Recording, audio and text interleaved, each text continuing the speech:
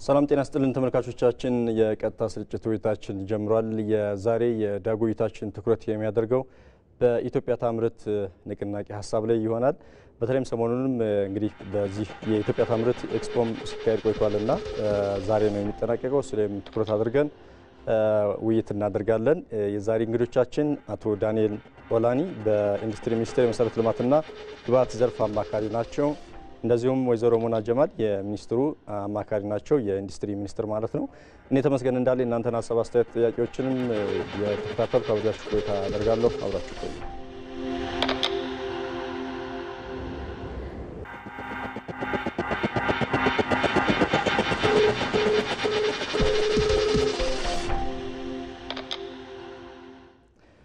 እንኳን ደህና መጣችሁ። እናመሰግናለን።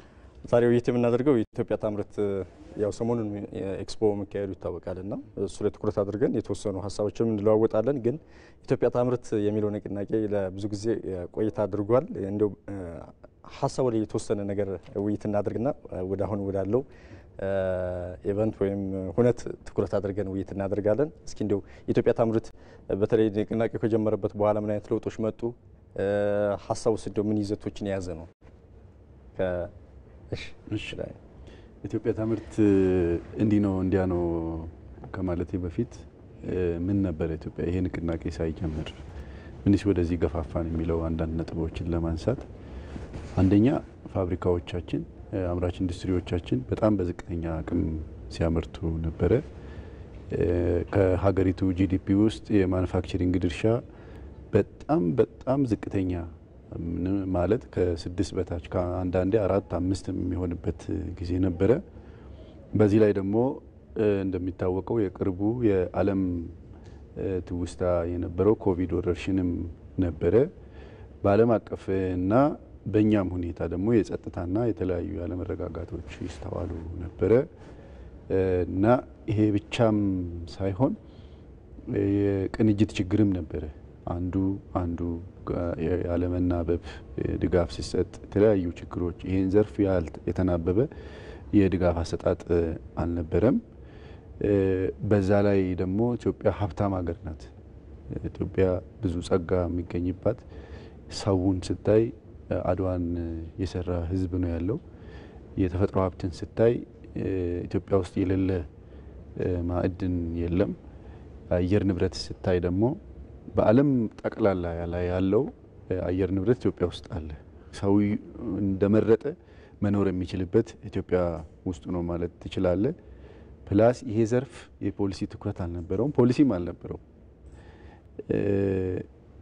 ስለዚህ አሁን የሀገራት የዓለም ተሞክሮ የሚያሳየን የእኛም ደግሞ በአንዳንድ ጉዳዮች በኋላ የምናነሳው እንዳለ ሆኖ የዚህ ዘርፍ እድገት በራሱ የምርት የኤክስፖርት የምን ብቻ አይደለም። አጠቃላይ የእድገት የኢኮኖሚ ዘርፍን ብቻ አይደለም።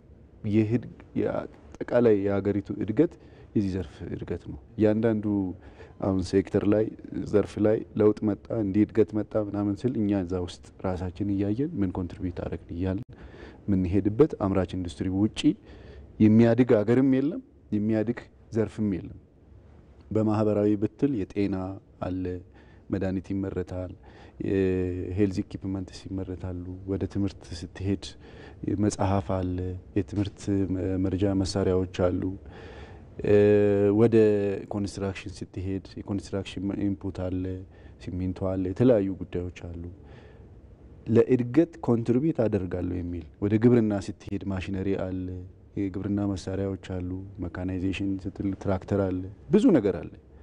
ስለዚህ በጣም ኮምፕሬሄንሲቭ የሆነ ዘርፍ ነው ማኒፋክቸሪንግ። ዝም ብሎ እንደ አንድ ዘርፍ እንደሚታይ አይነት ሳይሆን ክቡር ጠቅላይ ሚኒስትራችን ባለፈው ሲገልጹት በነበረው እያንዳንዱ የዘርፎች እድገት ውስጥ የራሱ የሆነ ኮንትሪቢዩሽን አለ።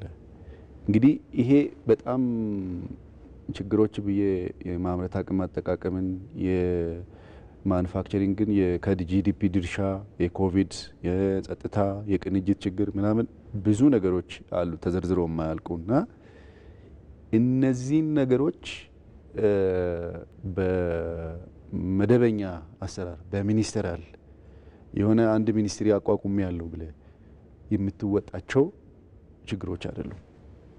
ስለዚህ ኮኦርዲኔሽን ይፈልጋል፣ የተለየ መነቃቃትን መነሳሳትን ይፈልጋል እና ይሄንን ዘርፍ ንቅናቄ ክሬኤት ተደርጎ በንቅናቄ ካልተመራ ቶሎ ተመንጭቀን ከዚህ አንወጣም የሚል የመንግስት አቋም አለ።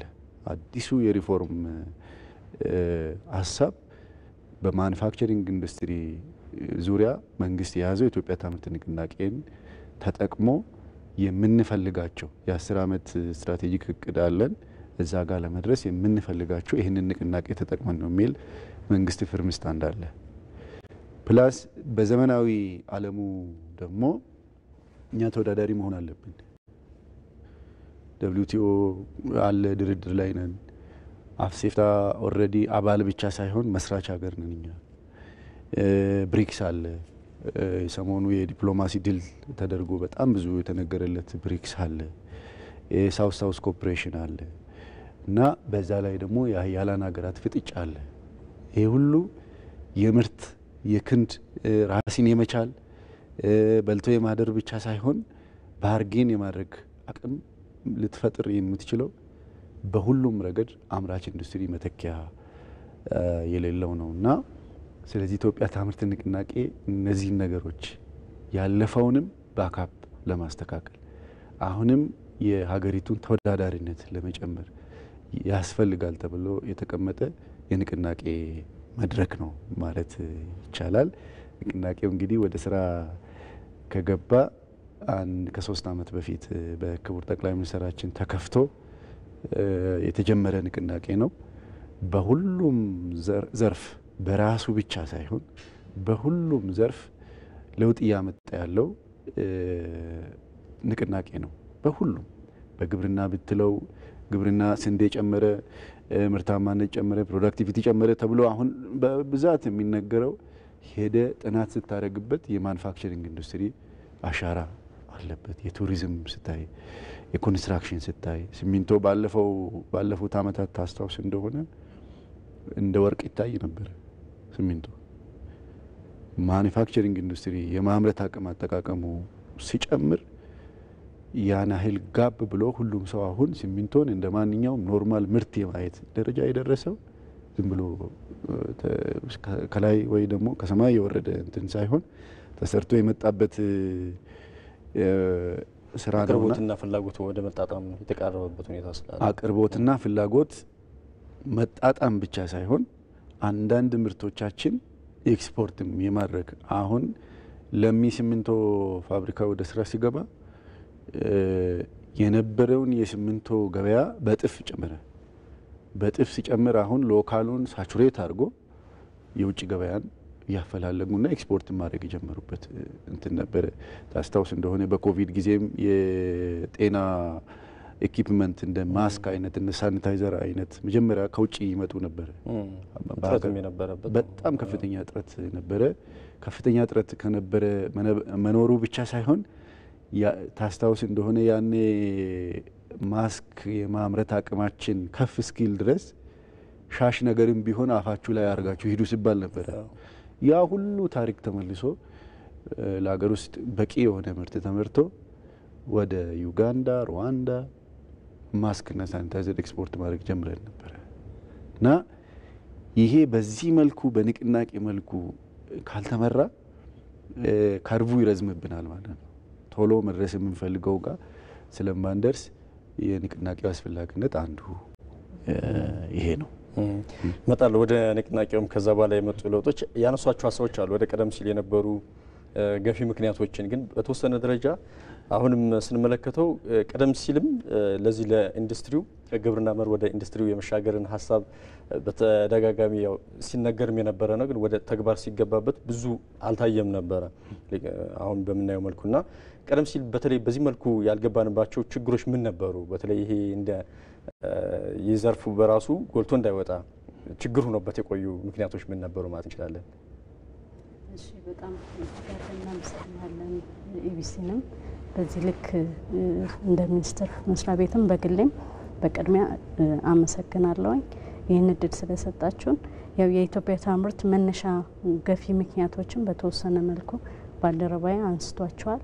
ግን እንደተባለው እነዚህ ኢንዱስትሪ የምንላቸው አምራች ኢንዱስትሪዎች በጥቃቅን በሆኑ ችግሮች ስራ ለማቆም የተገደዱበት ወቅቶች ነበሩ።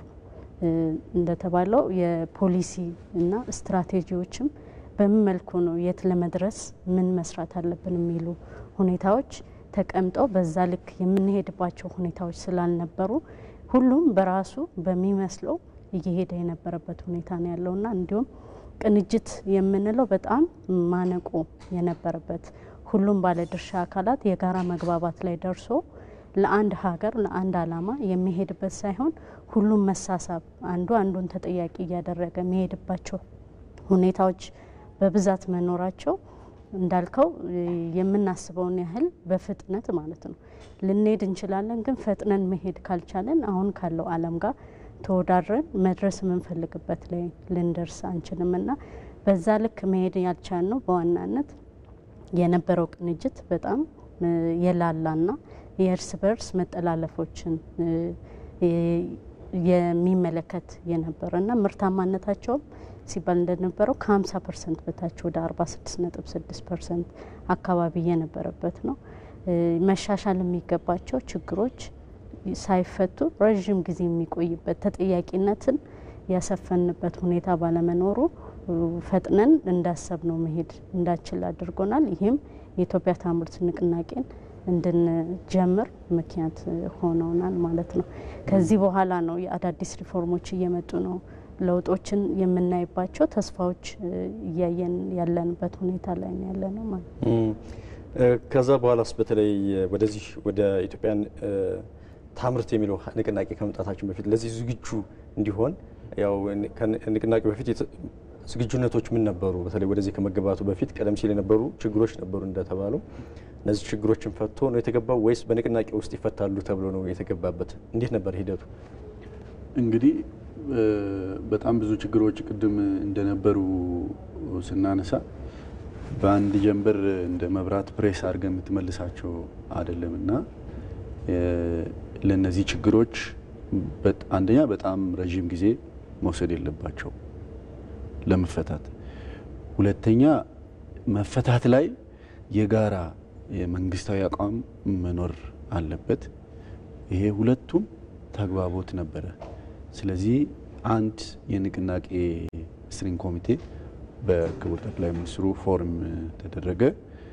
ከንቅናቄው ደግሞ እንግዲህ ማኒፋክቸሪንግ ሲባል በጣም ብዙ ሰብሴክተሮች ከስሩ አሉ። የድጋፍ ማዕቀፎች በተለይ መንግስታዊ የሆኑ ድጋፍ ማዕቀፎች እና መንግስት ደግሞ ቀድሞ የግል ዘርፉን እሱ በቀደደው እንዲገቡ የማድረግ ስራ ሲሰራ ነበረ። በዚሁ መሰረት ስትሪንግ ኮሚቴ ተቋቋመ። ባለድርሻ አካላት ተሰባሰቡ፣ እቅዱ ላይ ተወያዩ። እቅዱ ላይ ከተወያዩ በኋላ በክላስተር ተከፋፈለ። አሁን ትልቁ ማነቆ የነበረው ግብአት ነበረ። ግብአት አንድ ክላስተር በግብርና ሚኒስቴር የሚመራ፣ የፋይናንስና ጉምሩክ ሌላ ክላስተር መጣ። ሌሎች አቅም ግንባታም እንደዚሁ፣ ኢንቨስትመንት እንደዚሁ ብሎ 5 ክላስተሮች ቁጭ ብለው ከሚመለከተው ባለድርሻ አካላት አሁን ይሄ 5ቱ ክላስተሮች በተለያዩ ሚኒስቴር መስሪያ ቤቶች የሚመራ ነው። እነሱ ዳይሬክትሊም ኢንዳይሬክትሊም ኢንዱስትሪ ሚኒስቴር ሆኑ ማለት ነው። የኢንዱስትሪን ግብአት መፍታት ያለበት ግብርና ሚኒስቴርና ሌሎች ባለድርሻ አካላት እንደ ማዕድን ከዛ ስለሚመጣ እዛ ተቋቋመ። ፋይናንሱን የኢንዱስትሪን ፋይናንስ የማኑፋክቸሪንግ ኢንዱስትሪን ፋይናንስ ሊፈታ የሚገባ ሌሎች ከናሽናል ባንክ ጀምሮ ከገንዘብ ሚኒስቴር ጀምሮ ከከስተምስ ከገቢዎች እዛ ውስጥ ኢንቮልቭ አድርገው እቅድ አወጡ። በዚህ መልኩ ቶሎ ፈጥነን ይሄን ችግር ከዚህ ችግር መላቀቅ አለብን የሚለው አቋም ተያዘ። ወደ ስራ ተገባ። 5ቱ ክላስተሮች አሁን በየአመቱ ውጤት እየቆጠርን ነው። አሁን ከ3 አመት በፊት ነው ወደ ስራ የገባ። የዳነ ውጭ ምንዛሪን ብቻ ስትወስድ ከ10.3 ቢሊዮን ዶላር መዳን ተችሏል። ይሄ ቁጥር ብቻ አይደለም፣ ራሱ የሆነ ትርጉም አለው። በ2013 አካባቢ ኢትዮጵያ ያዳነችው ዶላር ከ200 ከ300 ያልበለጠ ነበር። አሁን በቢሊዮኖች በአመት ብቻ ሳይሆን በዚህ አመት ብቻ ወደ 3 ቢሊዮን ዶላር ማዳን ተችሏል። በ9 ወር አመቱ ሲደርስ የምናየው ይሆናል እየዳኑ ያሉ ዶላሮችን። ይህንን ዶላር ኢትዮጵያ ድሮ ከውጭ ስታስገባ ነበር። የ132 ሚሊዮን ህዝብ ሀገር ናት። የማኑፋክቸሪንግ ምርቶች የምንለብሰው፣ የምንበላው፣ የምናደርገው ጫማ፣ የምንኖርበት ቤት ከዚህ ጋር የተቆራኘ ነው። ስለዚህ ከፍተኛ ምርት ከውጭ ሲገባ የነበረ በዚህ ልክ ወደ 3 ቢሊዮን ዶላር ለማዳን በአንድ 9 ወር ብቻ በአንድ አመት ሳይሞላ 9 ወር ውስጥ ይሄ ሲድን የሀገር ውስጥ ገበያ ድርሻ ንቅናቄው ሲጀመር 29-30 አካባቢ ነበረ። አሁን 41 ደርሷል። ኢትዮጵያ ላይ የምትጨምረው 0.1 የዴሲማል ቁጥር ቀላል አይደለም። ትልቅ ሀገር ነንና እንደ ሌሎች የ7 የ8 የ10 ሚሊዮን ሀገር አይደለም። በጣም ሂውጅ ነው። በአፍሪካ ሁለተኛ ህዝብ ቁጥር ያላት ሀገር ናትና ቀላል አይደለም። ስለዚህ በዚህ ልክ ይሄ ውጤት መምጣቱ እንደ አንድ ድል ተደርጎ ሊወሰድ የሚችል ነው። ኤክስፖርትም በዚህ 3 አመታት ውስጥ ከአመት አመት እየጨመረ ነው። በቂ ነው ባይባልም ከ830 ሚሊዮን ዶላር ኤክስፖርት ለማድረግ የቻልነው ነው። እንግዲህ ኤክስፖርትና ተኪ ምርት ድሮ የኤክስፖርትን መስፈርት ኢኮኖሚስቶች ሲያወጡ ድንበር መሻገር አለበት፣ ፎሬን ከረንሲ ማምጣት አለበት፣ ስታንዳርድ ማሟላት አለበት የሚሉት ነገሮች አሉ። ዛሬ ላይ ግን በዛ ዴፊኒሽን ብቻ ኤክስፖርት ነው ያልክ መሄድ አትችልም። እሱ በክላሲካል ኢኮኖሚክስ ነው። አሁን ላይ ዶላር ካዳነ በሚፈልገው ጥራት ከተመረተ ዶላርም እዚህ ሆኖ ካመጣ ዶላር እዚህ ሆኖ ማምጣት ይችላል። አሁን የስንዴ ምርት እዚህ ሆኖ አምጥተዋል። ዶላር ድንበር ሳይሻገር ማለት የግድ ድንበር መሻገር አለበት። ከዚህ ከጥቅሙ አንፃር ከፐርፐዙ አንፃር ስታይ በጣም ትልቅ ጥቅም ያለው ነው። በዛ ያሉት ነው እንዳሉት በተለይ ኤክስፖርት ከማድረግም እና ከዛ ከሚገኙ ገቢ ባሻገር ኢትዮጵያ ወደ ከውጭ ወደ ውስጥ በመታስገባው የምታወጣው የውጭ ምንዛሪ ከፍተኛ ነበርና እሱም ማዳን መቻሉም ራሱ በጣም ትልቅ ነገር ነው። በጣም ትልቅ ዲፈረንስ ነበር፣ ሰፊ ልዩነት ነበር። በተለይ በዚህ ውስጥ የባለድርሻ አካላት ተሳትፎ ምን ይመስላል? በተለይ ሚኒስቴር መስሪያ ቤቱን ብቻ ሳይሆን በበላይነት ይምራው እንጂ በዚህ ውስጥ ያሉ የግሉ ዘርፍም አለውና ተነሳሽነታቸውስ ምን ይመስላል? ወይዘሮ ሙና። እሺ፣ ያው የኢትዮጵያ ታምርት ንቅናቄ እንግዲህ የ10 አመት እቅድን ይዞ የተደራጀ ነው።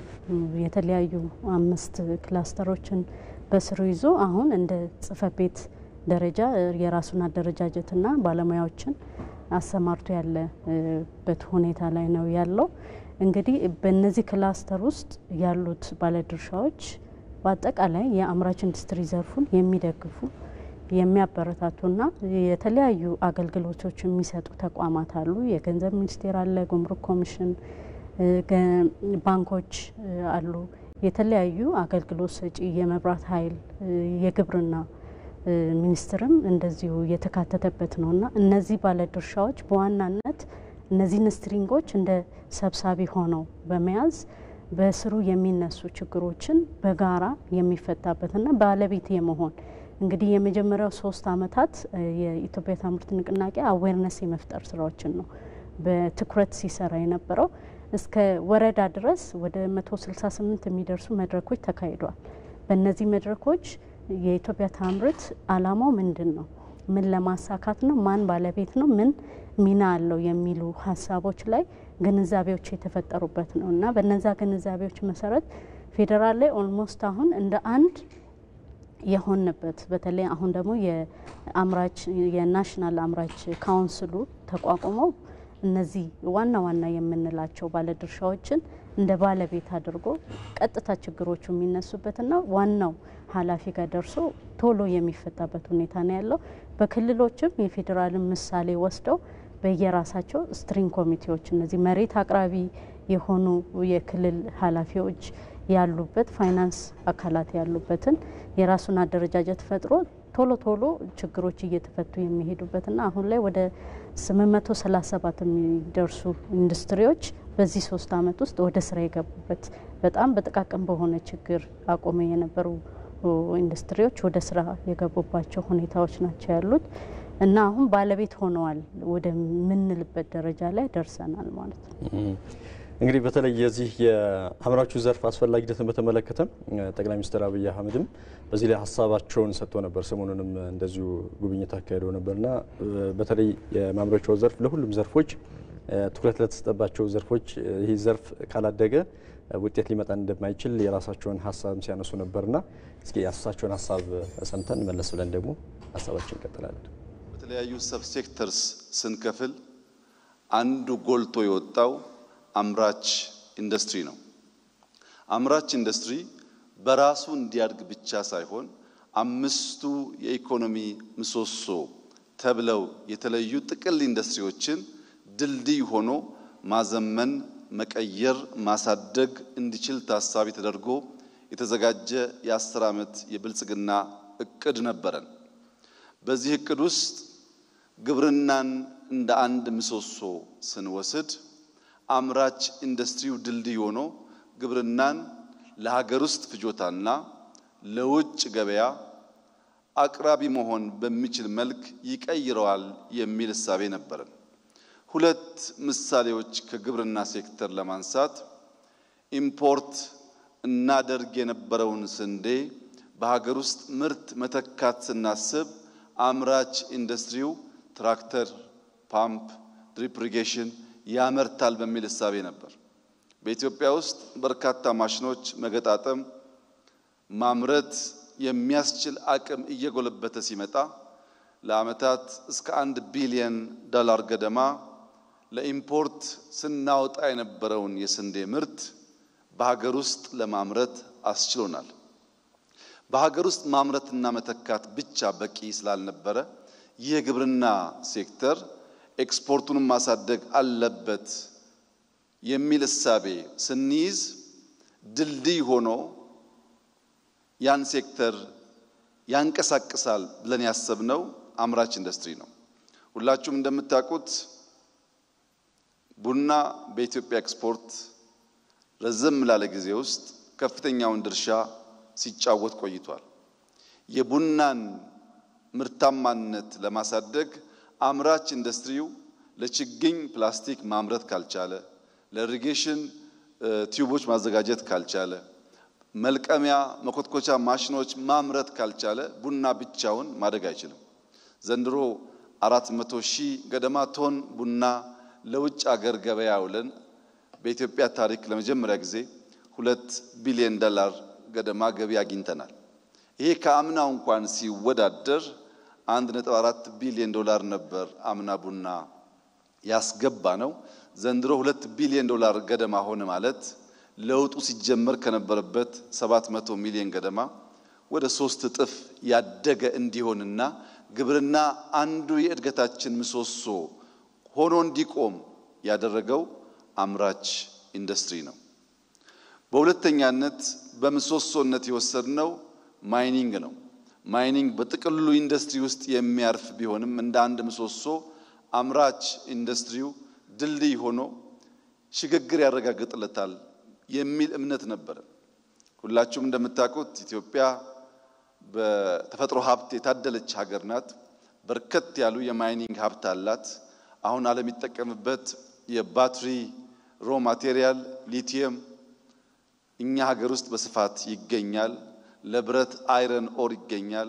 ለማዳበሪያ ፖታሽ ይገኛል። ኢትዮጵያ ውስጥ ወርቅና ነዳጅ ብቻ ሳይሆን በርከት ያሉ የከርሰ ምድር ሀብቶች አሉን። እነዚህን ሀብቶች አውጥተን ለመጠቀም አምራች ኢንዱስትሪው ጉልህ ሚና አለው። መልካም እንግዲህ ጠቅላይ ሚኒስትር አብይ አህመድም እንደተናገሩት ለዘርፉ ለሌሎችም በተለይ ትኩረት ለተሰጣቸው ዘርፎችም ጭምር ትልቅ አስተዋጽኦ እንዳለው ነው አብሮ ማደግ እንደሚችሉ ነው ያነሱትና እንደው በተለይ የዚህ የኢትዮጵያ ታምርትን ስናነሳ በግብ ደረጃ እንግዲህ ወደ 3 አመት ሊሆነው ነው። በግብ ደረጃም የተቀመጡ ሀሳቦች ይኖራሉ። የት ለመድረስ ነው በዚህ ንቅናቄ ውስጥ እቅድ የተያዘው? ግቡስ ምንድነው? እስከምን ድረስ ነው?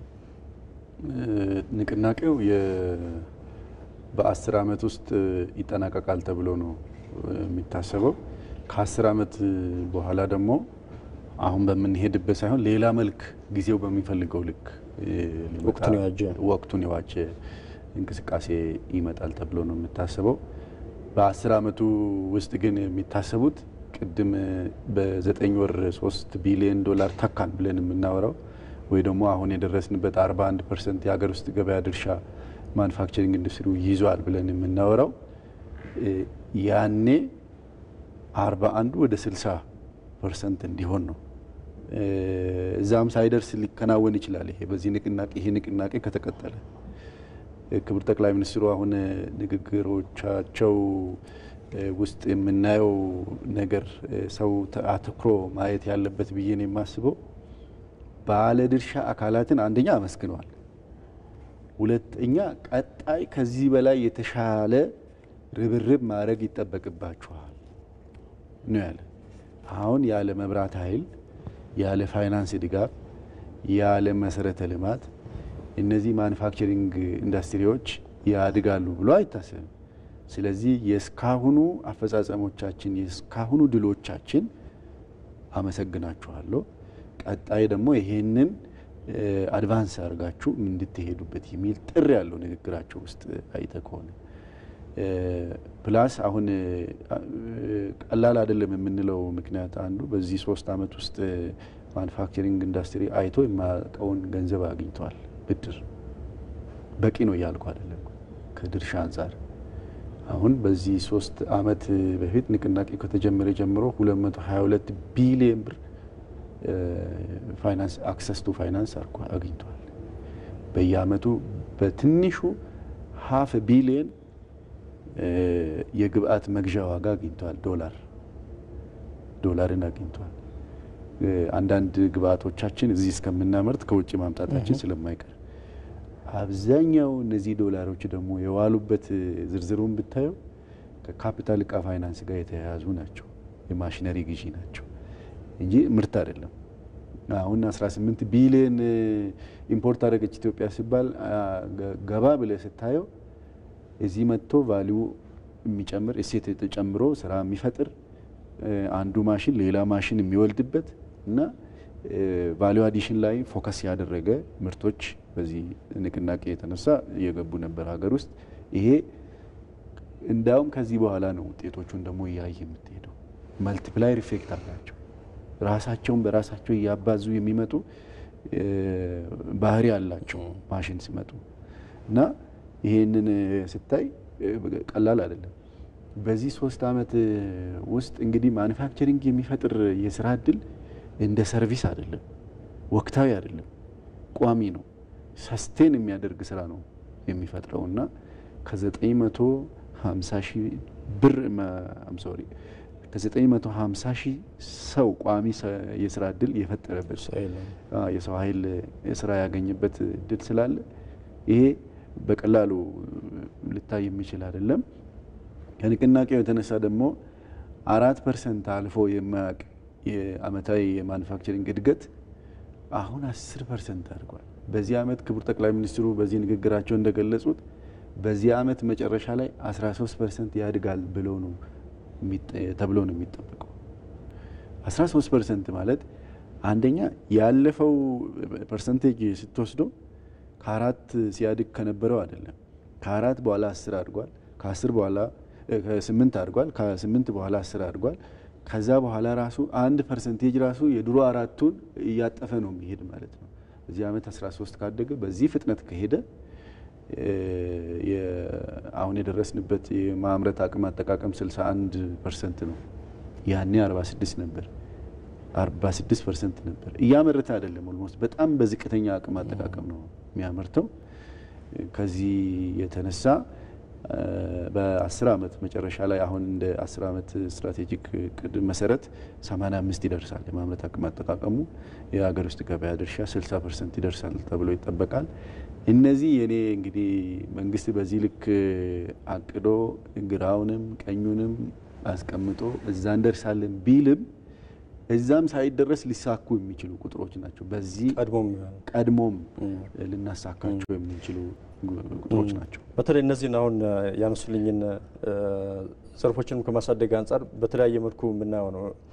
አንዳንዴ የትኛው ዘርፍ ላይ ነው ቀደም ሲልም ጠቅላይ ሚኒስትሩም እንዳነሱት በትኩረት ሊሰራባቸው የሚገቡ ብለን ስናስብ በእኔ በኩል አሁን ለምሳሌ በተለይ የሰፊ የሰው ኃይል የሚያስተናግዱ የግብርናው ዘርፍ ለማደግ ዛሬም ድረስ የአስተራረስ ስርዓታችን ስናየው በበሬ የምናርስበት ሁኔታ ነው ያለው እና ከሱ መውጣት አለብን ብዬ አስባለሁ። እንደ አሁን የትኛው ትኩረት መሰጠት አለበት ብዬ ስመጣ እሱን አስባለሁ። ግን እንደ ተቋም የትኞቹ ዘርፎች ላይ ትኩረት አድርጎ አሁን እያሰራበት ያለው? መቼም ከቅድሚያ ሊሰጣቸው የሚችሉ ህብረተሰብ ተኮር የሆኑ ዘርፎች ይኖራሉ ብዬ ስለማስብ የትኛዎቹ ዘርፎች ላይ በተለይ ትኩረት ሰጧቸዋል? እሺ እንግዲህ ያው አካታችና ዘላቂ የሆነ የኢኮኖሚ እድገትን ለማምጣት በዋናነት ማኑፋክቸሪንግ ዘርፉን ተመራጭ ያደርጋል።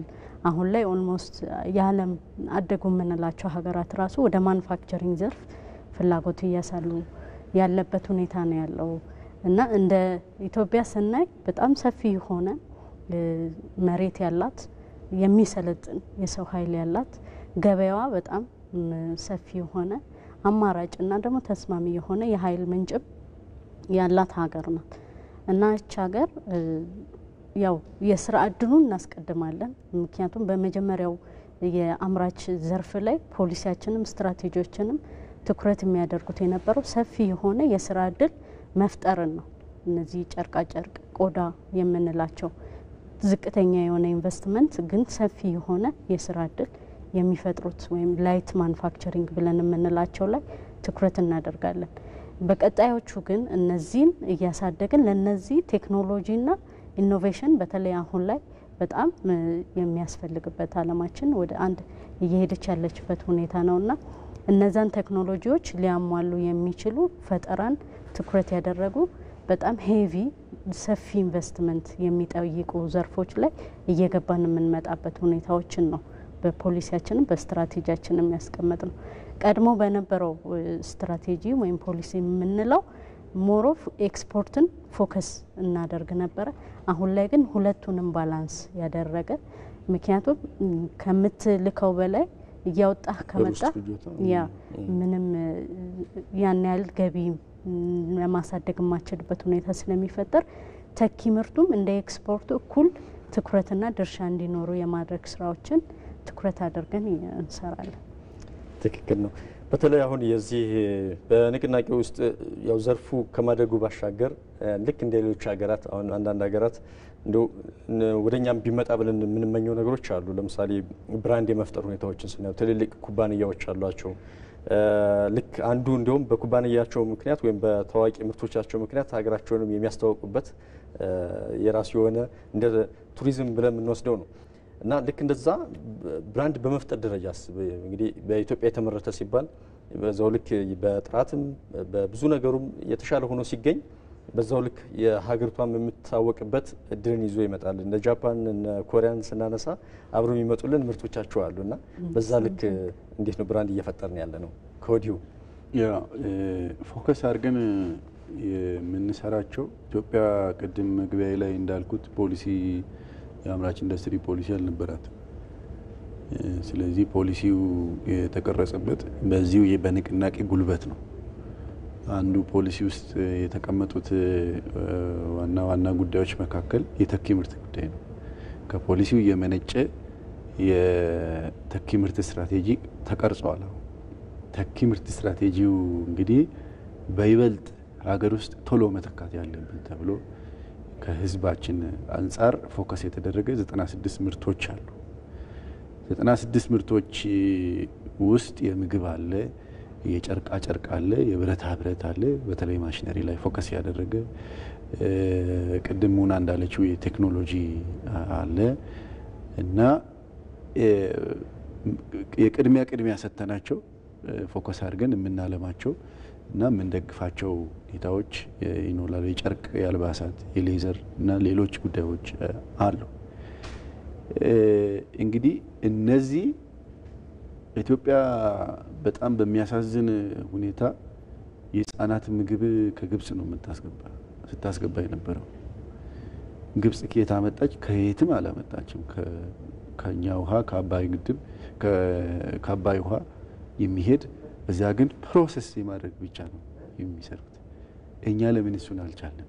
ስንዴው እዚህ፣ የቅባት እህሉ እዚህ፣ አልሚ ምግቡ እዚህ፣ ማዕድኑ እዚህ፣ ውሃው እዚህ፣ መሬቱ እዚህ፣ ከዚህ የሚሄድ ታጥቦ የሚሄድ እንትን አለ እና እንዲህ አይነት ያሉ የአግሮ ፕሮሰሲንግ ምርቶች ፎከስ እናደርጋለን። መሪ ኢንዱስትሪዎች የመፍጠር የኮንስትራክሽን ደግሞ ገና ነን እኛ። አሁን የኮሪደር ምርትን ብቻ ኮሪደር ልማትን ብቻ ስታይ የሰው ኃይልና ማኒፋክቸሪንግ ተገናኝቶ ነው ያ ሁሉ አዲስ አበባችን የሚያምር የተሻለ ገጽታ ሌሎች ሀገራት እንደ ምሳሌ የሚጠቀሟት የሆነችው። ከመሬት ስር ፒቪሲ አለ፣ ከላይ የመብራት እንትኖች አሉ፣ የፖል ምርቱ፣ የአምፖል ምርቱ፣ የሲሚንቶ ምርቱ፣ የኮንስትራክሽን ግብአት ምርቱ ትኩረት የሚያገኙት ናቸው። አሁን የፖሉን ብቻ ብትወስድ ሸራተን አካባቢ 600 ሜትር ላይ ከውጭ መታ የተሰራችው የፖል መብራት እሷ ናት መነሻችን። ክቡር ጠቅላይ ሚኒስትራችን የእኛን ክቡር ሚኒስትር ጠርተው ይሄን መስራት እንችላለን ወይ ብሎ ሲያማክራቸው እንዳውም ከውጭ በመጣ በዋጋም በእሴትም በኮንቴንትም የተሻለ ፖል አሁን የተመረተ አዲስ አበባ ብቻ አይደለም፣ በተለያዩ የክልል ከተሞች መመረት የተቻለበት ምክንያት የሀገር ውስጥ አቅም አጠቃቀም እየጨመረ የቴክኖሎጂ የቫልዩ አዲሽን የማምረት አቅሙ እየጨመረ በመምጣቱ ስለሆነ በዛ ልክ ነው። አሁን ይሄ የከፍተኛ ኢንዱስትሪዎች ብቻ ማውራት አይደለም። የነገ ተስፋ ቶሎ ቀድመን እዛ የታሰበውን እንደርሳለን ያልኩበት ሌላው ምክንያት በዚህ 3 አመት ብቻ ወደ 13800 በክቡር ጠቅላይ ሚኒስትር ንግግር ውስጥ ሰምተ ከሆነ ወደ 13800 በላይ ስሞል ስኬል ማኑፋክቸሪንግ የጸደቁ ችግኞች ነገ ትልልቅ ዛፍ የሚሆኑ የሀገር ሀብት ሀገር በቀል የሆኑት አምራቾች በዛ ልክ እየታገዙ እነሱን ሊመጥን የሚችል የድጋፍ ስርዓት እየተዘረጋላቸው የመጣበት ሁኔታ አሁን አዲስ ዜና አይሆነንም እና በዚህ ልክ እንትን ነው። ይሄ ሁሉ እንግዲህ እዚህ የደረሰው ማአት ችግሮች ነበሩ ብዬ ቅድም ከማምረት አቅም አጠቃቀም ከቴክኖሎጂ ከአቅም ከምን ጋር አሁን ምንድነው እስቲ ችግሩ ብለን ገባ ብለን ስናይ በሚመለከታቸው ክላስተር ችግሮቹን ሰብሰብ አድርገን ስናየው በዚህ የተፈታ በዚህ 3 አመት ብቻ ወደ 4065 ችግሮች ተፈተዋል። ይሄ ሁሉ ነበር ማለት ነው። 4000 ማለት የገቢዎች፣ የከስተምስ፣ የትራንስፖርት፣ የሎጂስቲክስ፣ የማዛጋጃው፣ የአገልግሎት፣ የፓወር፣ የመሰረተ ልማት ተደምሮ ማለት ነው። ይሄ ሁሉ ቅንጅቱ ባይመጣ ኖሮ የተወሰነ ጊዜ ወስዶ መፈታቱ ሊችል ይሆናል። አሁን ለአፍ ለተናጋሪ ቀላል ሊሆን ይችላል። ግን በዚህ ፍጥነት እነዚህን ችግሮች ፈተን እዚህ ላይ እንደርሳለን ተብሎ የጠበቀ ሰውም የለም። አዎ በተደጋጋሚ አምራች ዘርፍ ላይ የተሰማሩ የግሉ ዘርፍ ሰዎችም በተደጋጋሚ ጥያቄዎችን የሚያነሱበት ችግር አሉበት ተብሎም ሲነሳ የነበረ ነው እንዳሉት ነው። ከዚህ ባሻገር ግን በተለይ አሁን ቀደም ሲል ብራንድ ከመፍጠር ባሻገር የፈጠራም ዘርፉ የሚያስፈልገውና እንዴ ፈጠራን ከመበረታታት አንጻርስ በዚሁ እንግዲህ እድገቱን ከማስመዝገብ ባሻገር እግረ መንገድ አዳዲስ ምርቶችንም ከማስገባት አንጻር ችግሮችን ለመፍታትም ያው ፈጠራ አብሮ የሚመጣ ነውና እንዴት ነው ቅድሚያ የተሰጠው ለዚህም ከፈጠራ ጋር? ያው አሁን ላይ ስታርታፖችን በጣም ለማበረታታት አንደኛው እንደሆነ ከስራና ክህሎት ጋር ከኢኖቬሽን ጋር ከሚመለከታቸው ባለድርሻዎች ጋር ሆነን በተለያዩ ለማገዝ በተለይ ከፋይናንስ እገዛ ይፈልጋሉ፣ የቦታ አቅርቦት ይፈልጋሉ። እነዚህ አካላት የተለያየ የካፓሲቲ ቢልዲንግ ስልጠናዎችንም ተጨማሪ እንዲያገኙ የሚደረግባቸውን ሁኔታዎች የማመቻቸት ስራዎችና ፋይናንስ ላይ ለምሳሌ እነሱ ባላቸው አይዲያ ብቻ ብድር የሚያገኙበት ሁኔታዎች አሁን ስራውን ጀምሮ ኮሜርሻል አድርጎ ሊሄድበት የሚችልበትን ስታርት ሊያደርግ የሚችልበትን ፋይናንስ ሊያገኝ በሚችልበት አግባብ ላይ ከፋይናንስ ሴክተሮች ጋር ከሚመለከታቸው ጋር እንሰራለን። እንግዲህ ሰሞኑን ያው የኢትዮጵያ ታምርት ኤክስፖ እየተካሄደ ነው የሰነበተው። ዛሬም የማጠቃለያው ቀን ላይ ነው የምንገኘውና ምንን ታሳቢ ያደረገ ነበር? በኤክስፖስ ምንድነው የነበሩ ዝግጅቶች? ኤክስፖ ላይ የተገኙ አካላትን እንዲሁ አንድ 3-4 አካላትን ልጥቀስና ምን ይሰራሉ የሚለው ከዛ በኋላ ልምጣበት። አንዱ የፋይናንስ ሴክተር ናቸው። ምን ይፈልጋል አምራቹ? ከዚህ በፊት እኔ የሰጠውት ገንዘብ ምን ላይ ያዋለ ነው? ቀጣይስ ምን ልደግፈው ነው አሁን ምርቱን ሊጨምር የሚችለው የሚል ይገኛሉ። ውይይት ፕላትፎርም አለ፣ ይጎበኛሉ። እዛ ላይ ራሳቸውን ያያሉ። ኢንዱስትሪውም ሌላ ጊዜ ቢጠይቅ ብሎ የሚያስበውን እዛ ይጠይቃል። ፓናል ዲስከሽን አለ፣ ገቨርንመንት ቱ ቢዝነስ አለ፣ ቢዝነስ ቱ ቢዝነስ አለ። አንድ እሱ ነው። ሁለተኛ ኢንዱስትሪያሊስቱ በሰፊው ከሁሉም ሰብ ሴክተር ይመጣሉ። ሲመጡ እርስ በርስ የሚገናኙበትና ቢያንስ ከ6000 በላይ ትስስሮች እዚህ ላይ ይጠበቃል። ጫማ የሚያመርተው አካል ሶል አምራች ጋር ይገናኛል፣ ማሰራ የሚያመርተው ጋር ይገናኛል እና ለጫማ የሚያስፈልጉ አክሰሰሪዎች ከኤክስፖ ጋር ሲገናኙ ተገናኝተው ሁለቱም አንዱ ያንዱን የሚተሳሰርበት እድል ይፈጠራል። የስታርታፕስ ይገኛሉ። ሀሳብ ያላቸው ሀሳባቸው የጸደቀ ሀሳባቸው ዛሬውኑ ቢዝነስ ሊሆን የሚችል አካላት እዛ አሉ። ከዚህ በፊትም ደግሞ ተደርጎ የማይታወቁ ምርቶች ታይቶ የማይታወቁ በገበያ የማይታወቁ ግን በኢትዮጵያ ኢንዱስትሪያሊስቶች የተመረተ ተብሎ የሚታሰቡ ምርቶች እዛ ላይ ይወጣሉ። ህዝብም ደግሞ ይጎበኛል። ከ120,000 ነው አሁን በግምት 120,000 አካባቢ ሄዶ ቪዚት ያደርጋል ተብሎ ነው። አሁን ባየነው ዛሬ ማታ ነው የሚጠቃለለው። ከዛ ህዝብ እየመጣ ባለው ቁጥር ስታየው በጣም አድቫንስ ነው። ከእጥፍም ሊሆን የሚችልበት እድል አይጠፋም። ፕላስ የተመቻቸ የውይይቶች፣ የውድድሮች፣ የፈጠራ ውድድሮች እና ማኒፋክቸሪንግን በተመለከተ የመሰረተ ልማት አቅራቢዎች የመሬት የኃይል አቅርቦት የሚያቀርቡ ተቋማት እዛ ላይ ይገኛሉ። የክልል መንግስታት ፕሬዝዳንቶች እዛ ላይ ይታደማሉ። የክልል ፕሬዝዳንቶች እዛ ላይ ሲታደሙ ያው ሂዶ ሁሉም እንደየክልሉ ጸጋ ሁኔታ ሊሰራ ስለሚጠበቅ ኢንቨስትመንት ከመሳብ አንጻር ወደ ስራ የገቡትን ከማበረታታት አንጻር ትልቅ ትርጉም ሊኖረው የሚችል ኤክስፖ ነው። ይሄ ሁሉ መጀመሪያ ላይ ከተከናወኑ ደግሞ ሽያጭም ይኖራል። ከ4 ቢሊዮን ብር በላይ ሽያጭ ይጠበቃል ከዚህ ኤክስፖ እና ይሄ በጣም በአይነቱ ከዚህ በፊት በእኛ ራሱ በኢትዮጵያ ታምርት ንቅናቄ ራሱ ተደርጎ የማይታወቅ ኤክስፖ በዚህ አመት ኢን አድቫንስ በኢንዱስትሪ ቁጥርም በሚመጡት የምርት አይነት የ5 ቀናት ቆይታ በኮንቴንቱ የተለየ ኤክስፖ ስለሆነ በጣም ብዙ ነገር ይጠበቃል። ያው ፋይናሊ አሁን እስከ ትላንት ማታ ድረስ ብቻ ከ5100 ኢንዱስትሪዎች በላይ ትስስር ፈጥሯል። ከዚህ በላይ መቼም የሚያስደስት ነገር የለም። አንዱ የሚፈልገው ምርት ከአንዱ እንዲያገኝ እርስ በርስ እንዲተሳሰሩ የሚደረግበት ኤክስፖ ነው። እስከ ትላንት ነው 5000። ዛሬ ማታ ደግሞ ሌላ ቁጥር ይጠበቃል ማለት ነው። እዚህ ኤክስፖ ቴክኖሎጂ የሚተዋወቅበት አዳዲስ ቴክኖሎጂዎች የሚተዋወቁበት ነው። ሽያጭ የሚደረግበት የመንግስትና የግሉ ዘርፍ የሚገናኝበት አሁን የግሉ ዘርፍ ትላንት የንግድ ባንክ ፕሬዝዳንት ሲያቀርቡ ነበረ። አጠቃላይ ካቀረቡት ብድር ወደ 22% የብድር ድርሻ ለማኑፋክቸሪንግ አውየዋለሁ። እዚህ መጥቼ ይሄን በማየቴም በጣም ተደስቻለሁ።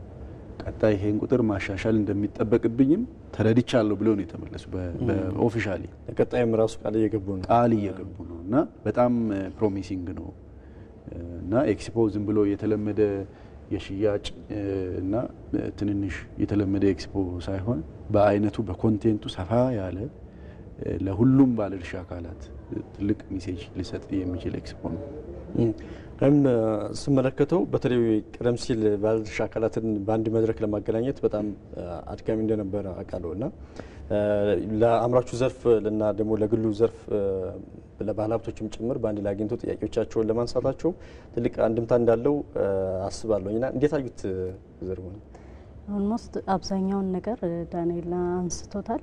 ያው ኤክስፖ የኢትዮጵያ ታምርት የንቅናቄው አንዱ ማሳያ ብለን የምንወስደው ነው። ባለፉት 2 ኤክስፖዎች ከነበረው ይሄ ኤክስፖ በጣም ሰፊ የሆነ በአይነቱ ታይተው ሌሎች ቦታዎች ላይ ታይተው ያልነበሩ አዳዲስ ምርቶች የመጡበት በመጠንም ደግሞ ከ288 ኢንዱስትሪዎች ናቸው የተሳተፉትና ሰፊ የምንለው ነው።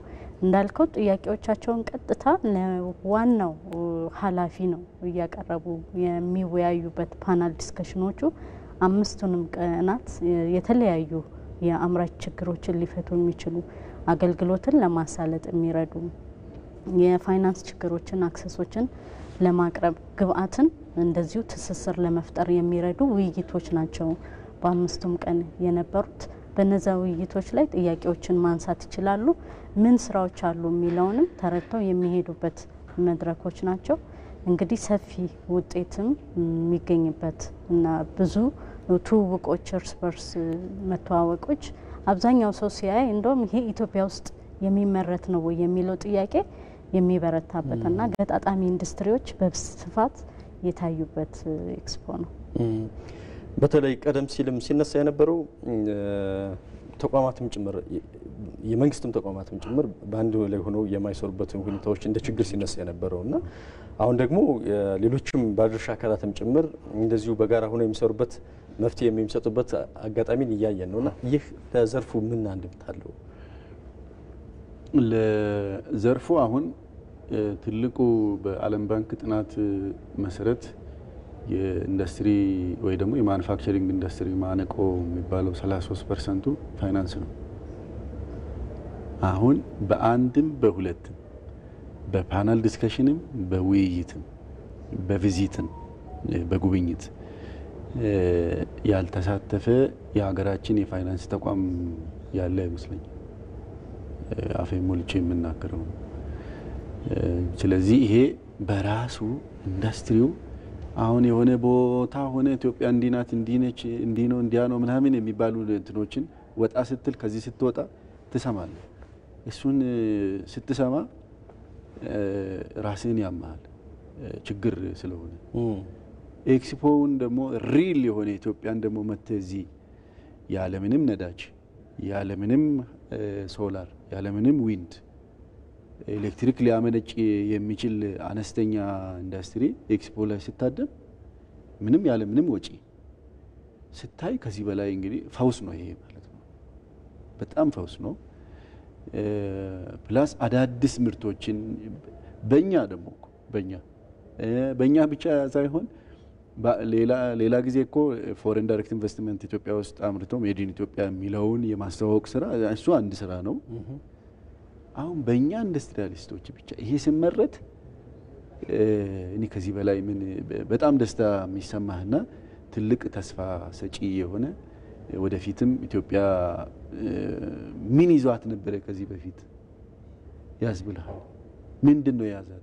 ቅድም ያልናቸው ችግሮች ለምን ዋይ የሚያስብሉና ቁጭት የሚያስፈጥር ኤክስፖ ነው። ከዚህ አንፃር እንግዲህ ኢንዱስትሪ ሚኒስቴርም እንደ ኢትዮጵያ ታምርት አስተባባሪነቱ የተለያዩ የማሻሻያ ስራዎች የግብአት ትስስሮች አቅርቦቶች ይሄ ኤክስፖ በፌደራል ደረጃ እዚህ ብቻ የሚደረግ ሳይሆን እስከታች ድረስ ሄዶ የሚደረግ እስከታች ትንሽ ስሞል ስኬል ማኑፋክቸሪንጎች የሚተሳሰሩበት ውይይቶቹ እንደዚሁ ይሄን ሞዴል ተከትሎ ወደ ክልል ሲወርድ የክልል ፕሬዝዳንቱ ይሄንን ኦውን እንዲያደርግ የተደረገበት አግባብ ስላለ በጣም ተስፋ ሰጪ ቁጭት የሚፈጥር የሚያነሳሳ እንቅልፍ የሚያሳጣ ኤክስፖ ነው ብለን ነው የምናስብ። እኛ እንደኛ እንግዲህ ወደ 15 ስትራቴጂዎችን ቀርጸናል። ለምሳሌ ባለፈው ከአንድ ዓመት በፊት ያደረግነው የአንድ ጥናት ነበረ ለማሽነሪ አቅርቦቶች የብረታ ብረት ድርጅቶች ሊጠቅም የሚችለው የስክራፕ ጥናት አድርገን ነበረ። የብረት ቁርጥራጭ በብረት ቁርጥራጭ ኢትዮጵያ ውስጥ ኤክስፖርትም ይደረጋል ኢምፖርትም ይደረጋል። ኤክስፖርት ስታደርግ ዶላሩ መጣ አልመጣ ፈጣሪ ነው የሚያውቀው። ተመለሰ አልተመለሰ ስራ ላይ ዋለ አገርን ጠቀመ የሚለው ፈጣሪ ነው የሚያውቀው። በሚሊዮን ዶላር ግን ኤክስፖርት ሲደረግ ነበር። ኢምፖርት ደግሞ ሲደረግ የነበረው ስክራፕን በ2 በ3 እጥፍ ኤክስፖርት ሲደረግ የሚበልጥ ነው። ስለዚህ ስክራፕ ወደ ውጪ ኤክስፖርት መደረግ የለበትም። ሎካል ኢንዱስትሪያሊስቱ ይሄን ተጠቅሞ እዚህ የፈጠራ ሀሳቡን ማዳበር አለበት። አሁን ጄኔሬተር ይሄ ፍሪ ኤነርጂ የሚባለው ያለ ምንም ነገር ኤነርጂ ፍሪ ኤነርጂ ጄኔሬተር የፈጠሩ ልጆች ዲናሞ ብቻ ነው ማንሻ የጄኔሬተሩ ማንሻ ብቻ ነው ከውጭ ያመጡት። ሌላው እዚህ በተመረተው ባገኙት ስክራፕ ሪሼፕ አድርጎ ሞልድ አድርጎ የሚጠቀሙት ነው። ሀሳቡ አለ። በዚህ ልክ አንዱ እንዳውም ምን አለ አዲስ አበባ ከተማን ሊያንቀሳቅስ የሚችል ኢነርጂ እኔ መስራት ይችላል ያለ ምንም ነዳጅ ያለ ምንም ሶላር ያለ ምንም ዊንድ ያለ ምንም ኢነርጂ ዘሮች ከዚህ በፊት የለመድናቸው ኦልተርኔቲቭ ኢነርጂ የተባሉት ከነሱ ውጪ እኔ መፍጠር ይችላል ይሄው ብሎ አመጣ። በዚህ ኤክስፖ ብቻ ከ42 አካባቢ ጄኔሬተር ፍሪ ኤነርጂ ቀብዶ ወስዷል ሽጧል። እንግዲህ አሁን ችሎ ከሰራ መፍጠን አለበት ሰውየው። የተሻለ ድጋፍ ያስፈልገዋል። ብረት ቁርጥራጭ ወደ ውጪ እንዳይወጣበት አድርገናል።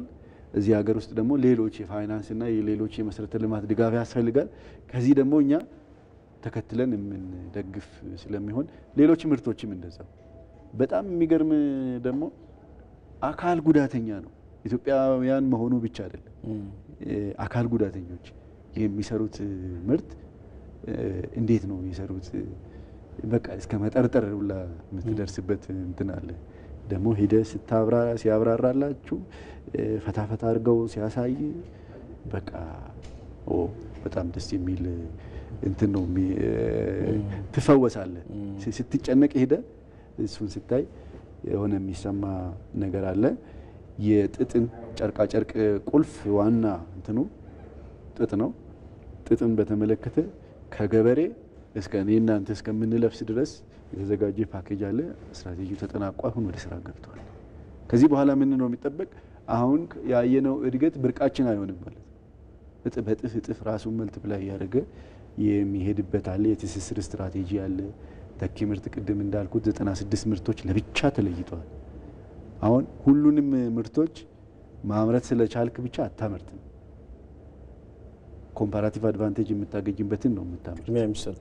የቅድሚያ ብለን የምታስቀምጣቸው ነገሮች እሱ ላይ ፎከስ ተደርጎ አምራች ኢንዱስትሪው ኮሚኒኬት ይደረጋል።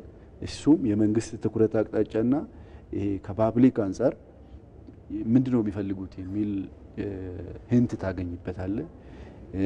የቆዳ ልማት እና ሌሎች ስትራቴጂዎች የተቀረጹበት ከፖሊሲው የመነጩ ፖሊሲው ኦልሬዲ ሙሉ በሙሉ ወደ ስራ ገብቷል ማለት ትችላለህ።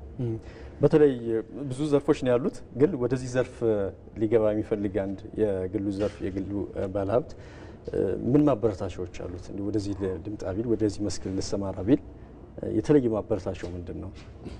የተለየ ማበረታቻ ብለን የምንወስደው አሁን ላይ ለኤክስፖርተሮች የምንሰጠው በአዋጅ 768 2004 የወጣ የቀረጥ ነጻ ማበረታቻዎች አሉ። እንዲሁም ወደ ኢንቨስትመንትም ሲመጣ የካፒታል እቃዎችን ከቀረጥ ነጻ ማስገባት የሚችልበት ሁኔታዎች አሉ። ግብአቱንም በተመሳሳይ ከቀረጥ ነጻ አስገብቶ አምርቶ ኤክስፖርት ለማድረግ የሚያስችሉ እድሎችን የሚፈጥሩ ማበረታቻዎች አሉ። ያው ከሚመለከታቸው ጋር ደግሞ በቅርበት ሆነን የመሬት እንደሚታወቀው አሁን ላይ ክላስተር አድርገን ነው ኢንዱስትሪዎቹን እየመራን ያለ ነው። የተለያዩ የኃይል አቅርቦቶች ችግር እንዳይገጥማቸው ቦታውን አጽድተን የተለያዩ ፓርኮችን አዘጋጅተን ያለንባቸው ሁኔታዎች ስላሉ እነዛ ፓርኮች ላይ በሀገር ውስጥም በውጭም ያሉ ኢንቨስተሮች ቢመጡ በቀላሉ ገብተው ሊሰሩ የሚችሉባቸው ማበረታቻዎች አሉ።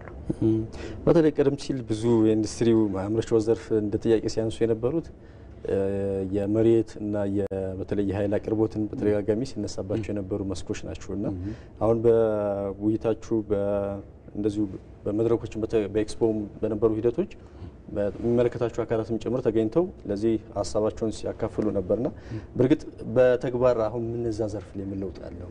በጣም ጥሩ ጥያቄ ነው። በዚህ 9 ወር ብቻ አዳዲስ ኢንቨስትመንት እየተሳቡት ወደ 700 ቢሊዮን ብር ኢንቨስትመንት ተስቧል። ይሄ የመጣው ያው ማበረታቻ አዘጋጅተ እሱን የምታበረታታበት መንገድ ቅርጽ ባትሄድ ኖሮ 7 ቢሊዮን ይቅርና 7 ብርም አይመጣልን። ስለዚህ እሱ ኢፌክቲቭ ነው። በተጨማሪም ደግሞ ከፖሊሲው የተነሳ አዳዲስ ሌሎች ማበረታቻዎች እየቀረጽን ነው። በአዲስ መልክ ዘመኑን የዋጀ ማበረታቻ እያዘጋጀን ነው። የመሬት፣ የቀረጥ፣ የግብአት፣ የመሰረተ ልማት፣ የኃይል አቅርቦት ጉዳዮችን አሁን ሙና ባለችው ስናይ እንግዲህ ከ3 ዓመታት በፊት ወደ ኋላ ሪፖርቶቻችንን ስናየው በዚህ ዓመት ወደ ስራ የገባና የኃይል አቅርቦት ያገኘ ኢንዱስትሪ ከ10 15 ማክሲመም 20 ነበር ሪፖርቶቻችን። ልናየው የምንችለው ጉዳይ ነው። ከሚዲያም ከምንም የሚታይ ነው እና በዚህ ዓመት ብቻ ኃይል የገባላቸው አዳዲስ ኢንዱስትሪዎች ኃይል የቀረበላቸው አዳዲስ ኢንዱስትሪዎች ወደ 368 ኢንዱስትሪዎች ናቸው። ይሄ ቁጥር በ9 ወር ነው። ድሮ በጂቲፒ 1 የምናወራው ቁጥር ነው። በጂቲፒ 1 በጂቲፒ 2 ብለን የምናወራቸው ቁጥሮች ናቸው። ስለዚህ ራሱን በራሱ እያባዛ አምራች ኢንዱስትሪው የራሱን ግብአት ማምረት ችሏል። አሁን ትራንስፎርመር ምርት ኤክስፖ ላይ ቀርቧል። ትራንስፎርመር ምርት አይቻለሁ። ድሮ ከውጪ ይመጣ ነበር። እዚሁ ይሄ ከተተካ አብዛኛው ነገር እዚህ ከተመረተ ከተገጣጠመ ለኃይል አቅርቦቱም የኬብል ኢንዱስትሪዎች ብታይ ኢትዮጵያ ውስጥ አሁን ኬብል መተካት እንችላለን። ኬብል ሽቦን ከውጭ ነበር ይሄ ተጭኖ ሲመጣ የነበረው በሚሊዮን ቶን ነው ሲገባ የነበረ። ይሄ ሀገር ውስጥ መተካት ሲችል አንተ ደግሞ በሌላ በኩል ደግሞ ኃይል አቅራቢው የተመቸ እና ለማቅረብ ምቹ የሆነ ከባቢ ሁኔታ ይፈጠርለታል ማለት ነው። ስለዚህ 368 በ9 ወር ነው የገባው። ፕላስ በጣም ብዙም ያልተነገረለት ፓርኮቻችን ናቸው። መሰረተ ልማት ስናስብ አንድ ኢንዱስትሪ ወደ ፓርክ ሲገባ እስከ 50% ወጪውን የሚሸፍን ነው። ምክንያቱም እዛው ፓወር አለ፣ እዛው መንገድ አለ፣ እዛው ውሃ አለ፣ እዛው ትሪትመንት ፕላንት አለ፣ እዛው ሌሎች ማዘጋጃዊ አገልግሎት፣ እዛው ዋን ስቶፕ ሴንተር አለ። ከዛ ሂዶ ሌላ ቦታ የሚያስጨርሰው እዛው የገባለት። አሁን ቡልቡላን ብትወስዶ፣ ይርጋለምን ብትወስዶ፣ ቡሬን ብትወስዶ አንድ ማዕከል አገልግሎት እዛው አለ፣ ባንክ እዛው አለ፣ ኢንቨስትመንት ኮሚሽን እዛው አለ፣ ከስተምስ እዛው አለ፣ ሁሉ ነገር እዛው አለ እና እነዚህ ነገሮች ሲደመሩ እስከ 50% የአምራች ኢንዱስትሪያሊስቱን ወጪ ይሸፍናሉ ማለት ነው። ከዚህ አንፃር እሱንም ይሄ ንቅናቄ ነው ወደ ስራ ያስገባው። በተለይ ኢንተግሬትድ አግሮ ኢንዱስትሪ ፓርኮችን ብትወስድ ፕሮጀክት ሌቨል ራሱ ስታክ አድርጎ ነበር ግንባታው።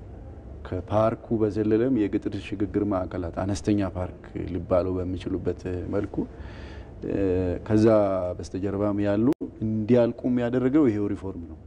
የሪፎርሙ ውጤት ናቸው። ስለዚህ እነዚህ ሁኔታዎች በጣም ተስፋ ሰጪ ናቸው። አሁን ኢንቨስትመንት መሳብ፣ ላይሰንስ መውሰድ፣ ገንዘብ ማስመዝገብ ምናምን ብቻም ሳይሆን በዚህ በ9 ወር ብቻ ወደ 83 ኢንዱስትሪዎች ወደ ስራ ገብቷል። ማምረት ሀ ብሎ ጀምሯል፣ ኮሚሽኒንግ ጨምሮ ጨርሰው ይሄ በየጊዜው አሁን መጀመሪያ ዓመት በ40 በ30 በ50% ወደ ስራ ከገቡ ቀጣይ ዓመት ራሳቸውን እያዳበሩ እያበዙ ወደ 60 ወደ 70 ወደ 80 እየሄዱ የሚሄዱበት እና በጣም ተስፋ ሰጪ ከስራ እድልም ከምርት ከኤክስፖርት ከተኪ ምርትም በጣም ጥሩ ጠቀሜታ ያላቸው ኢንዱስትሪዎች ወደ ስራ ገብተዋል ማለት ነው በዚህ ዓመት። ይሄ የማበረታቻው ውጤት ነው ማለት ነው። ከማበረታቻው ባሻገር ደግሞ ያው የገበያ ትስስር የሚያስፈልጋቸዋልና ገበያውስ ምን ይመስላል? እንዲሁ ምን ያክል ገበያ ተኮር የሆኑ ስራዎች እየተሰሩ ነው? በዚህ ምን ያክል ደስተኛ ናቸው? ገበያ ላይ እንግዲህ ቅድምም ዳንኤል ሲያነሳ እንደነበረው ከፍተኛ የሆነ ገበያ ይጠበቃል ከዚህ ኤክስፖ። እንዲሁም ግን እንደ አምራች ኢንዱስትሪ የሚጠበቀው ስታንዳርዱን የጠበቀ ኳሊቲውን የጠበቀ ምርት አምርቶ መቅረብ ነው። ያንን ማድረግ ከቻለን ገበያው ለአፍሪካም ለዓለምም ኢትዮጵያ ያለችበት ሎኬሽንም እንዲሁም የህዝባችንም ቁጥር በቂና ከበቂ በላይ የሆነ ነውና በዋናነት ያው ምርት ማሻሻል ላይና ኳሊቲ የሆነ ምርት ማምረት ላይ እንዲሁም ስታንዳርዱን እያወጣ እነዛ ምርቶች ለገበያ ሊቀርቡ የሚችሉ ተቋማት አሉ። እነዛን ተቋማትም በጋራ ሆነን ምርቶቹ እየተመረቱ የሚሄዱበትና ገበያው በጣም ሰፊ ነው። ምንም ያን ያህል የገበያ ስጋት ያለበት አይደለም ዘርፉም ለማለት ነው። እሺ እሱ ላይ በእኛ በክቡር ጠቅላይ ሚኒስትሩ የተቋቋመው በክቡር አምባሳደር ግርማ የሚመራው አንድ ካውንስል አለ፣ የማኑፋክቸሪንግ ኢንዱስትሪ ካውንስል እና ሰሞኑን እሳቸው ጉብኝት ሲያደርጉ ነበር። እኔ አጠገባቸው ነበርኩና ገበያ ያላችሁ ምንድነው ችግራችሁ ብሎ ሲጠይቁ አይ የገበያ ችግር የለንም የሚል በብዛት ያለው እና እያመረቱ ያሉት ዝም ብሎ የሀገር ምርት ተጠቀሙ የሀገር ምርት የሚለው በሚል ሴንስ ብቻ ሳይሆን የሚመረተው ምርት ኤክስፖርት ስታንዳርድ ነው። ኤክስፖርት አሁን ቅድም እንዳልኩ ድንበር ዘለል ምናምን አይደለም፣ መስፈርቱ ስታንዳርድ ነው። ከፍ ያለ ስታንዳርድ ዓለም አቀፍ ደረጃ ያለው ስታንዳርድ እስከሆነ ድረስ ገበያ ችግር አለባችሁ ምናምን ሲባሉ ገበያ ችግር አለኝ ገበያ አስተሳስሩኝ ያለ አላገኘውና ምንድነው በፊቱ ኤክስፖ የሚለይበት አንድ ይሄ አይ አለኝ ገበያ ነው የሚሉ ምርታቸውን ግን ያሳዩ ነው። የግብአት ትስስር ከሌላው ኢንዱስትሪ ጋር ያደርጋሉ። ፕላስ የኢትዮጵያ ታምርት ንቅናቄ ውጤት ወይ ደግሞ መንግስት እያደረገ ያለው ሪፎርም ውጤት ተብሎ ሊወሰድ የሚችል በዚህ ዓመት በገንዘብ ሚኒስቴር የወጣው የአዲሱ የግዢ መመሪያ ነበረ። አዋጅም ባለፈው ዓመት ነው። በዚህ ዓመት ደግሞ ግዢ በመመሪያ ደረጃ ኮንቨርት ተደርጎ ወደ ስራ ተገብቷል። እኛ ሀገር ትልቁ ገዢ መንግስት ነው። በጣም ብዙ ግዢ ይፈጸማል። ከ50 እስከ 60% ያለው መንግስት ነው። አሁን መመሪያ ድራፍቱ ተሰርቶ ለኛ ተሰጥቶ እኛ እንግዲህ በሁለት መንገድ ያገባናል። አንደኛ በጀት ተጠቃሚ ነን። እንደማንኛውም ሚኒስቴር መስሪያ ቤት ግዢ ፍላጎት አለን እና ምን አይነት ግዢ እንፈልጋለን የሚለው እዛ ውስጥ ሪአክት እናደርግበታለን። ሁለተኛውና ዋናው ሁሉንም ሰው ሊጠቅም የሚችል ደግሞ አምራች ኢንዱስትሪያሊስቱ በምን መልኩ ነው ሊበረታታ የሚችል አምርቶ ካልተሸጠለት የኛ ሀገር ሜጀር ሼር ሆልደር በግዢ መንግስት እስከሆነ መንግስት እነሱን ታሳቢ ካላደረገ ችግር ሊሆን ስለሚችል ራሱን አስችለን ከገንዘብ ሚኒስቴር ጋር በጣም ሰፊ ውይይት ካደረግን በኋላ ሎካል ኢንዱስትሪያሊስቱን በሚጠቅም መልኩ 100% አፌን ሞልቼ የሚናገር በሚጠቅም መልኩ እነሱ ብቻ ችለው ያምርቱ እንጂ በዛ መልኩ አዲስ መመሪያም ወጥቶላቸዋል። ሲገዙ ሎካል ኢንዱስትሪያሊስቱ ቅድሚያ የሚያገኝበት ከውጪ ኢምፖርት የሚደረግ ሳይሆን ተወዳዳሪነታቸውን ሊጨምር በሚችል መልኩ ቅድም የተለያዩ ተግዳሮቶች ዘመናችን ደግሞ እኛ ገብተን መዋኘት ያለብን የአፍሴፍታ WTO የማምረት አቅማችን መጨመር ስላለበት እሱን ተወዳዳሪ ሊያደርጋቸው የሚችል ኢንቫይሮንመንት ከመፍጠር አንፃር መመሪያው በጣም ትልቅ ድርሻ አለው። እሱም ጸድቆ ወደ ስራ ገብቷል። የገበያ የሚለው በኳሊቲ መመረት አለበት። ያው የታወቀ ነው። በዛ ከሆነ ምንም ችግር አይኖርም ማለት ነው። ይሄም አንዱ ማበረታቻ ነው። ምክንያቱም አሁንም ድረስ እኛ የምንጠቀማቸው ምርቶቻችን ሁሉም ነገር እንኳን ዝም ብለን አሁን እዚህ ጋር ያሉትን ብዙ ነገሮች ስንመለከታቸው ከውጭ የገቡ ናቸው። ግን በአገር ውስጥ ሊመረቱ የሚችሉ ብዙም እንደው የተለየ እውቀትም የማይጠይቁ በአገር ውስጥ ሊመረቱ የሚችሉ ነገሮች ናቸው ብዙ የውጭ ምንዛሬ የሚያስከትሉትና እንደው ማጠቃለያ እናድርገውና ወይዘሮ ሙና ኤክስፖ እንግዲህ ዛሬ ያው ይጠናቀቃል። ግን እንዳጠቃላይ ደግሞ የኢትዮጵያ ታምርት ንቅናቄ ያው የሚቀጥል ነው። 3 አመት ቢሆንም ለ10 አመት የሚቆይ እንደሆነ ነው የተነሳውና ምን ይጠበቃል? እስኪ ቀጣይ የሚጠበቁ ከማን ምን ይጠበቃል የሚሉ ሀሳቦችን እንግዲህ እንዳጠቃላይ ያው የሚደረጉ የኢኮኖሚ ሪፎርሞች አሉ። በተለያዩ ተቋማት የተዘጋጁ የሚወጡ ህጎች አሉ፣ መመሪያዎች አሉ። አሁንም ስናነሳቸው እንደነበሩት ማለት ነው። እነዛ መመሪያዎችና ህጎች የአሰራር ስርዓቶችን የማስቀጠል ስራ ከሁላችንም የሚጠበቅ ነው። ሌላው የአምራች ካውንስሉ ናሽናል ካውንስሉ የእያንዳንዱን ኢንዱስትሪ ችግሮችን ለይቶ የሚሄድባቸው ሁኔታዎች ስላሉ እነዛ ችግር የሚፈታላቸው ኢንዱስትሪዎች ከራሳቸው መፈታት ያለባቸውን ችግሮች ደግሞ ወስደው እየፈቱ መሄድ ይጠበቅባቸዋል። የሁላችንም ድርሻ ነው ወደ አንድ ቋት መጥቶ የተሻለ ለውጥ ሊያመጣ የሚችለውና በዚሁ ልክ የመጣንበትን አጠናክረን የመሄድ ስራዎች ይጠበቃሉ ብዬ አስባለሁ። እንግዲህ በዚህ ኤክስፖ የምንጠብቀው ቅድም እንዳልኩ በሾርት ራን በ5 ቀናት የሚደረጉ ክንውኖች ዘለግ ላለ ጊዜ ደግሞ ኢንዱስትሪውን ሊጠቅሙ የሚችሉ ጉዳዮች ይገኛሉ። ባለድርሻ አካላት በምን ደረጃ እየደገፉ እንደሆነ ራሳቸውን እዛ ውስጥ እንደመስታወት ያያሉ። አምራቹን ስፔሻሊ የሚደግፍ ደግሞ አንደኛ ከዚህ በፊት ያደረገውን ድጋፍ ምን ውጤት አምጥቷል የሚለው ያያል። ራሱን እዛ ውስጥ ይመለከታል። ለቀጣይ ራሱን ያዘጋጃል ማለት ነው። እዚህ ውስጥ እንግዲህ የአገልግሎት ሁኔታ ይሻሻላሉ። በፓናል ዲስከሶቻችን ውስጥ ብዙ የታዩ ነገሮች አሉ። እነሱ ይሻሻላሉ። የተሻለ የዲጂታላይዜሽን ዘመን በደንብ በስፋት ስራ ላይ ይውላል። እዚህ ላይም ሲተዋወቁ ስለነበረ ችግሮቻቸው እንደ ከዚህ ቀደሙ ረጅም ጊዜ ሳይወስድ ሌላ ነገር ዳሜጅ ሳያስከትል የሚፈቱበት ጊዜ ይኖራል። ከዚህ በኋላ ደግሞ የመቀራረብ ኢትዮጵያ ታምርት ያመጣውን የኮኦርዲኔሽን የቅንጅት ችግሮችን የፈታውን ይበልጥ ይጎለብታል። እዚህ ላይ ሴንስ ያደርጋል። አምራቹ ለካ ለኔ ነው፣ አምራቹ ለካ እንዲህ ነው፣ እንዲህ ባደርግለት ደግሞ ከዚህ ይበልጥ ያመርታል የሚሉ እይታዎች ይቀየራሉ። ለኛም ደግሞ ለቀጣይ እንግዲህ ይሄ ስራ ይቀጥላል። እኛ ይሄን ስራ ከጨረስን በኋላ ከ1 ሳምንት ከ2 ሳምንት በኋላ ለመጪው አመት በጣም ሰፊ ዝግጅት ዓለም አቀፍ እና ዓለም አቀፍ መልቲናሽናል የሆኑ ካምፓኒዎች የሚሳተፉበት ኤክስፖ ቀጣይ አመት ስለሚደረግ ከዚህ ደግሞ እኛም ተምረን ወደ ስራ የምንገባበት የሚሆንና በጣም የተሻለ የተሳካ ኤክስፖ ነው ማለት ይቻላል። በጣም ነው የምናመሰግነው።